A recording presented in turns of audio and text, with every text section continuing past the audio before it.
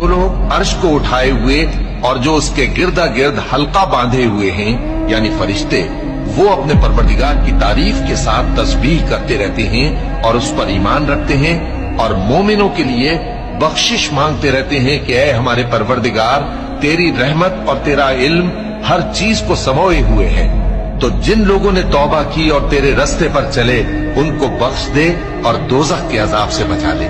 ऐ हमारे परवरदिगार, उनको हमेशा रहने की बहिश्तों में दाखिल कर जिनका तूने उनसे वादा किया है, और जो जो उनके बाप दादों और उनकी बीवियों और उनकी औलाद में से नेक हों उनको भी। बेशक तू गालिब है, हिकमत वाला है।